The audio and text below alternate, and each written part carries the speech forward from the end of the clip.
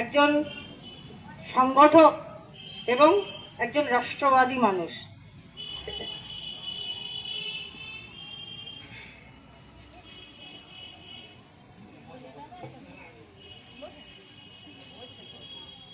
अपि षण्डमयी लंका न मे लक्ष्मण रोचते जननी जन्मभूमिश्च স্বর্গাদপি গরীয়সী। হে লক্ষণ, এই স্বর্ণলঙ্কা এতেও আমার রুচি নেই। আমার রুচি, আমার শ্রদ্ধা আমার জন্মভূমিতে। তার কারণ জননী এবং জন্মভূমি তার স্বর্গের থেকেও গরীয়সী।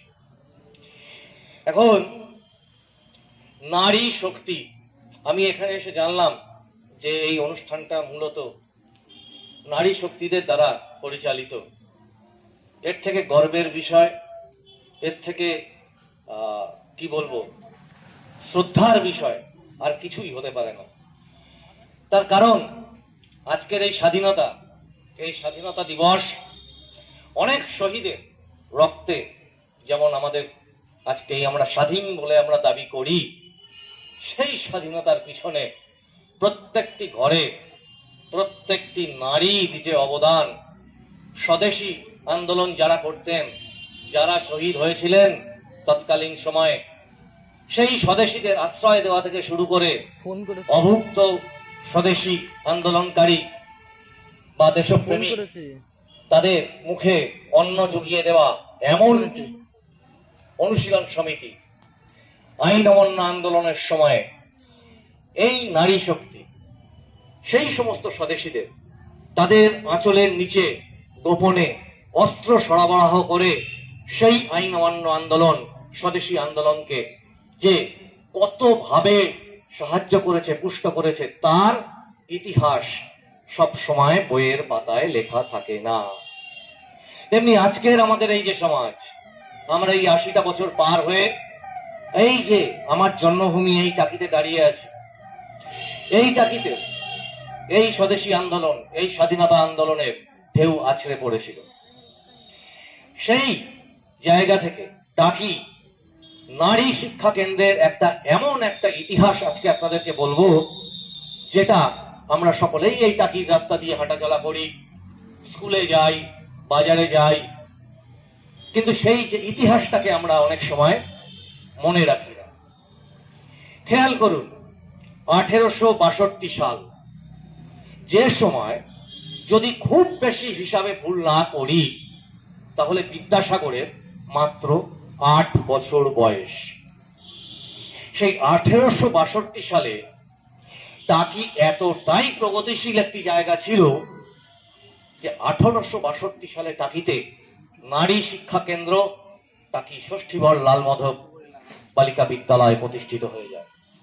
যখন কিনা নারী শিক্ষা সারা ভারতবর্ষেই ভালোভাবে প্রচলিত নয়, নারী শিক্ষার পথিকৃৎ যেখানে বলা হয় ঈশ্বরচন্দ্র বিদ্যাসাগরকে, সেই ঈশ্বরচন্দ্র বিদ্যাসাগরের বয়স যখন 8 মাত্র, ততক্ষণে টাকিতে এই টাকি গার্লস স্কুল কিন্তু চালু হয়ে গেছে।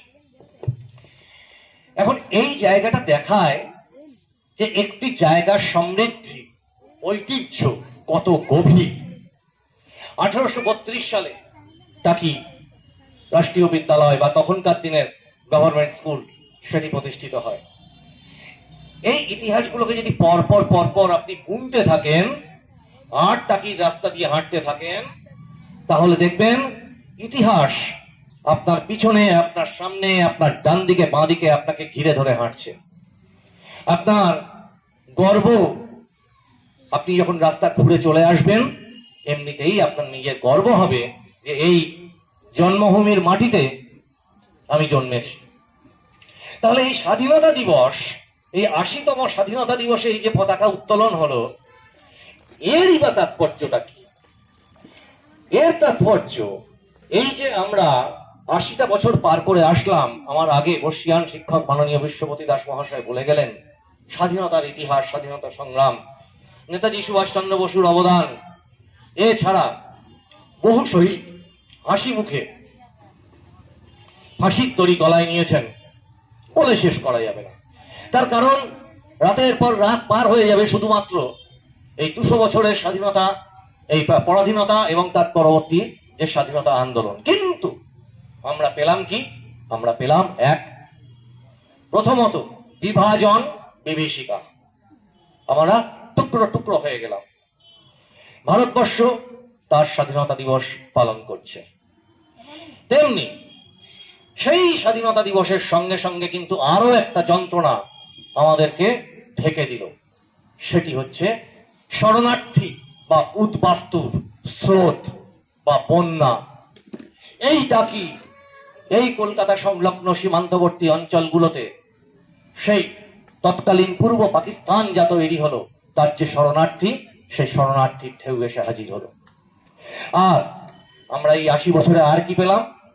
আমাদের দেশের অগ্রগতি যেমন পেয়েছি, প্রধানমন্ত্রী নরেন্দ্র মোদী সবকা সাথ সবকা বিকাশ সবকা বিশ্বাসের মন্ত্র পেয়েছি, যেখানে রাষ্ট্র ধর্ম এবং রাজধর্মই মূল কথা। এবং আজকে পশ্চিমবঙ্গে সেই একই রাষ্ট্রপতি সরকার গঠিত হওয়াতে সেই এক মন্ত্রে এক সুরে আমরা এগিয়ে চলেছি। কিন্তু আমরা এই পশ্চিমবঙ্গের মাটিতেই কিন্তু দেখেছি যে ভারতবর্ষের মধ্যে বাস করে এই মাটি, এই জন্মভূমি থেকে কিভাবে এই ভূমিপুত্রকে তার পরিবার শুদ্ধ উদ্বাস্তু হয়ে যেতে হয় এবং 7 বছর পরে এই রাষ্ট্রবাদী সরকার গঠন হওয়ার পরে সে তার জন্মভূমিতে ফিরে আসবার অধিকার ফিরে পায়। আজকে এই যে নারী সমিতি বলুন বা আপনাদের যে ক্লাব, আজকে কামদুনি থেকে শুরু করে হাঁসখালি থেকে শুরু করে আমাদের যা কাঁপিয়ে দেয়, ঠক ঠক করে শিউরে উঠতে বলে আমাদের, তার নাম অভয়া। আজকে নারীদের শুধুমাত্র অবলা বললে হবে না। আমি চাই ব্যক্তিগতভাবে সরকারের কাছে, একদম ঊর্ধ্বতন দিল্লি কর্তৃপক্ষের কাছে থেকে শুরু করে রাজ্যের কাছে আমার লিখিতভাবে নানান প্রস্তাব আমি জানিয়েছি। সর্বভারতীয় বিভিন্ন সংবাদ মাধ্যমে আমি বারবার করে বলি, নারীকে অবলা বলো না। তার গর্ভ থেকে জন্ম, তার হাত ধরে হাঁটতে শেখা, তার মুখের ভাষা, সেটাকে বলা হয় মাতৃভাষা। সেই নিয়ে সেটাকে সম্বল করে এবার যখন তুমি মাথা চাড়া দিয়ে উঠছো পুরুষ, তাকে তুমি অবলা বলো না। নারী হচ্ছে শক্তি, আর সেই শক্তিকে যদি অস্বীকার করা হয়, যুগে যুগে কোনো জায়গাতে কোনো ব্যক্তি, কোনো দল, কোনো রাজনীতি, কোনো যুগ, কোনো সমাজ তা স্থায়ী হতে পারে না। মা সীতা, তার অপহরণ হয়েছিল রাবণের হাতে। রাবণ ছিলেন পরম শিব ভক্ত, কিন্তু মা সীতার লাঞ্ছনা, তাতে সেই পরম শিব ভক্তের সেই ভক্তিও ম্লান হয়ে গেছিল, তারও বিনাশ ঘটেছিল। আজকে দ্রৌপদীর বস্ত্রহরণ, দ্রৌপদীর লাঞ্ছনা, সৃষ্টি হলো কুরুক্ষেত্র, এবং তারপরে সেই ধর্মস্থাপন, যে কুরুক্ষেত্রের রাজসভায় মহারথীরা চুপচাপ বসে থেকে সেই দ্রৌপদীর বস্ত্রহরণ লাঞ্ছনাকে সহ্য করেছিলেন। আজকে সেই সমস্ত ঘটনা প্রমাণ করে যে নারীর অপমান যদি করেছো, নারীকে যদি লাঞ্ছনা করেছো, তাহলে তোমার মহাকালের কাছে তোমার বিনাশ অনিবার্য, সেটা সে যেভাবেই হোক না কেন। আজকে নারী সমাজ, এই আমাদের এই কাকি গার্লস স্কুলে, এই এখানে কলেজ রয়েছে, এখানে একের পর এক সমস্ত স্কুলগুলো রয়েছে, সেখানে আমরা দেখি কত ছেলে মেয়েরা পড়াশোনা করতে আসে। তাহলে টাকি হচ্ছে শিক্ষা সংস্কৃতির পীঠস্থান। ইতিহাসটা তো আপনাদেরকে জানিয়েই দিলাম। আজকে এই স্বাধীনতাটা আগামীতে নারীদের সেলফ ডিফেন্স, এই কথাটা আপনাদেরকে একটু স্মরণ করতে বলবো। সেলফ ডিফেন্স, নিজেদের আত্মরক্ষার জায়গা। আত্মরক্ষা হচ্ছে মৌলিক অধিকার আমাদের সমাজে, আমাদের সংবিধানে। একজন নারীকে যেন ভয় না পেতে হয় রাস্তায় বেরোতে, সেটা যেমন প্রশাসনের দায়িত্ব, তেমনি আদিম কোনো প্রবৃত্তি, নৃশংস কোনো মানুষ যেন কোনো নারীকে আক্রমণ না করতে পারে, তার জন্য প্রাথমিক রুখে দেওয়ার কাজটা সেই মাতৃকেই করতে হবে, মাতৃ সমাজকেই করতে হবে। তার জন্য প্রয়োজন সেলফ ডিফেন্স। আর মাত্র কদিন পরে দুর্গাপুজো। আমি নিজে মা কুমারীর পূজা করি। তা কুমারী পূজা কি? মা দুর্গাকে মা কুমারী রূপে পূজা করা হয়, সমাজকে দেখানো হয় যে এই হচ্ছে শক্তি, শক্তি রূপিণী তিনি। ওই একটা সংস্কৃত শ্লোক, দুটো সংস্কৃত মন্ত্র, ইয়া দেবী সর্বভূতেষু শক্তি রূপেণ সংস্থিতা নমস্তস্মৈ নমস্তস্মৈ নমস্তস্মৈ নমো নমঃ বলে ফুল ছুড়ে দিলাম, তাতেই শেষ হয় না। ওটা কাজে করে দেখাতে হবে।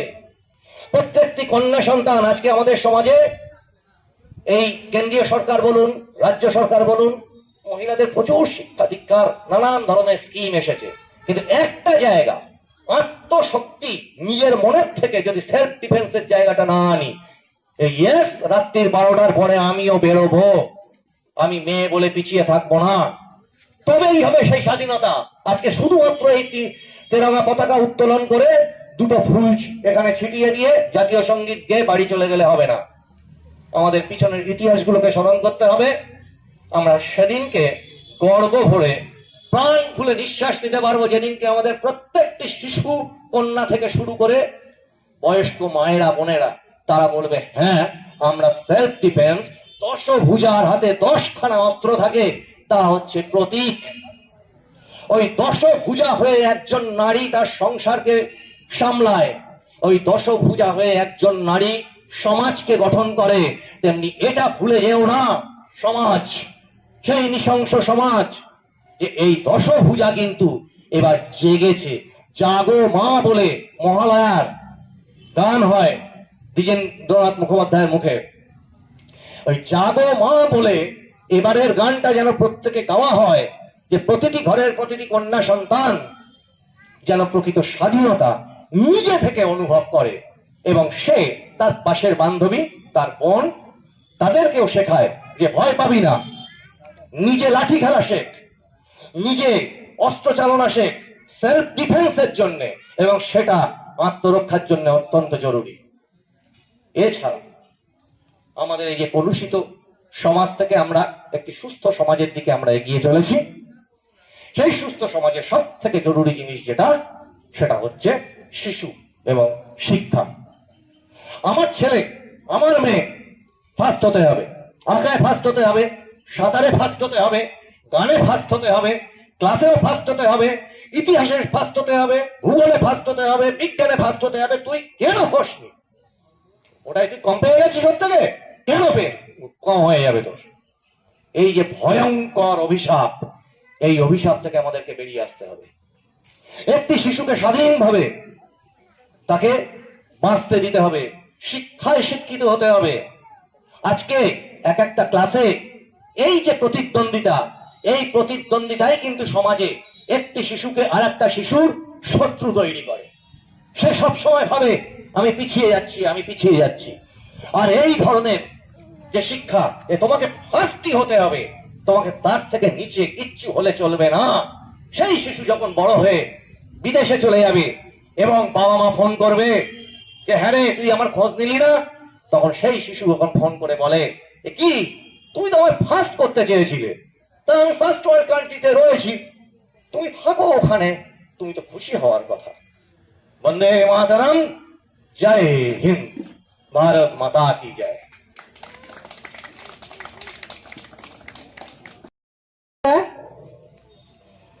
এখানে উপস্থিত সকল জাতীয়তাবাদী, রাষ্ট্রবাদী, আমাদের এক একজন মহিষাসুর মর্দিনী মায়েদের জানাই শতকোটি প্রণাম। আমার গলার আওয়াজ যত দূর পর্যন্ত যাচ্ছে সবাইকে জানাই স্বাধীনতা দিবসের শুভেচ্ছা, অভিনন্দন। আজ আমরা ৮০তম স্বাধীনতা দিবস পালন করছি। এটা আমাদের কাছে যেমন গর্বের, তেমন কষ্টকর কিছু অধ্যায় আমাদের জীবনে রয়ে গেছে। আমরা দেখেছি যে স্বাধীনতা আনার জন্য নেতাজি সুভাষচন্দ্র বোসকে রক্ত বলিদান দিতে হয়েছিল, তিনি সেই স্বাধীনতার পতাকা স্বাধীন ভারতবর্ষে দাঁড়িয়ে সেইভাবে উপভোগ করতে পারেননি। কেন? তার আত্মবলিদান, এই ত্যাগের মাধ্যমে এসেছিল আমাদের এই স্বাধীনতা দিবস। আমরা জানি ক্ষুদিরাম বসুকে, যিনি মাত্র ওই 18-19 বছরের শিশু দেশের জন্য প্রাণ দিয়েছিলেন। আমরা জানি মাতঙ্গিনী হাজরা তৎকালীন সময়ে একজন মহিলা যখন পর্দানসীন সমাজ ছিল, সেই সময় পর্দার আড়াল থেকে বেরিয়ে এসে লড়াই করে দেশের জন্য প্রাণ দিয়েছিলেন। পতাকাটা কিন্তু হাতের থেকে নামেনি তার। আমরা সেই দেশের সেই নাগরিক, সেই নারী। আমাদের প্রথম উচিত আমাদের নিজেকে নিজে সব থেকে বড় সার্টিফিকেট, সব থেকে বড় বাহবা দেওয়ার দিন যে আমরা পৃথিবীতে নতুন প্রাণের জন্ম দিই। আর আমাদের কর্তব্য, আমরা যাকে জন্ম দিলাম, যাকে লালন পালন করলাম, তাকে যেন রাষ্ট্রবাদী সমাজ সচেতন মানুষ তৈরি করতে পারি। এটা একজন মা হিসেবে, একজন নারী হিসেবে আমাদের ফার্স্ট প্রায়োরিটি। আজকে স্বাধীনতা দিবসের দিন আমাদের এইটাই অঙ্গীকার থাকবে, আমাদের প্রতিটা সন্তান যাদেরকে আমরা পৃথিবীতে আনবো, তাদেরকে হিংসাত্মক মানসিকতা না তৈরি করে আমরা রাষ্ট্রবাদী মানসিকতা তৈরি করব। কারণ আমরা জানি 80 বছরের ইতিহাসটা ভীষণ বিভীষিকাময় ইতিহাস, যেখানে কংগ্রেস আমল দেখেছি যারা নেতাজিকে ভুলিয়ে দেওয়ার রাজনীতি করেছিল। আমরা সিপিএম এর আমল দেখেছি যেখানে চীনের প্রায়োরিটি দেওয়া হয়েছিল। আমরা তৃণমূলের আমল দেখেছি যেখানে বাংলাদেশ গঠনের ইচ্ছা ছিল, জেহাদির সরকার চলছিল। সেই জায়গায় দাঁড়িয়ে আজ আমাদের প্রথম সরকার গঠন হয়েছে, যে সরকারের প্রথম এবং প্রধান অঙ্গীকার হর ঘর তিরঙ্গা। প্রতি ঘরে আমাদের রাষ্ট্রবাদ জাগরণ হবে। একটা তিরঙ্গা যে তুলতে পারে না, তার গায়ের শিহরণ জাগে, সে জানে যে তিরঙ্গাটা আমি কেন তুলছি। আর এই ঘরে ঘরে তিরঙ্গা তোলা মানে প্রতিটা ঘরের মধ্যে দেশত্ব বোধ জাগ্রত করা, প্রতিটা মা তার সন্তানকে জানিয়ে দেওয়া যে এই তিরঙ্গাটা কি। যে ইতিহাস আমরা ভুলে গেছি, সেই ইতিহাস মনে করানোর ইতিহাস শুরু হয়েছে। আমাদের প্রতিটা বাচ্চা যারা আছে, যারা এখন বুঝতে শিখেছো, তাদের কাছে প্রথম আমাদের অনুরোধ, তোমরা দেশকে চেনো, জগৎকে চেনো।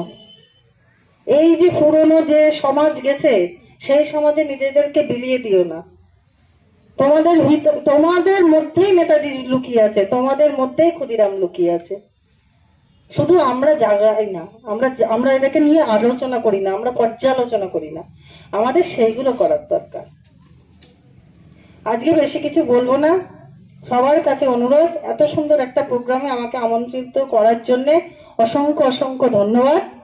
এবং সকলে ভালো থাকুন, প্রত্যেকে সুস্থ থাকুন এবং হিংসার সমাজ থেকে বেরিয়ে এসে সবাই সবার আত্মীয়ের মতো করে বসবাস করি, এটাই আমাদের প্রার্থনা। নমস্কার, জয় হিন্দ, বন্দে মাতরম। দেওয়া মোটা কাপড় মাথায় তুলে নে রে ভাই, দিন দুঃখিনী মাঝে তোদের তার বেশি আর সাধ্য নাই।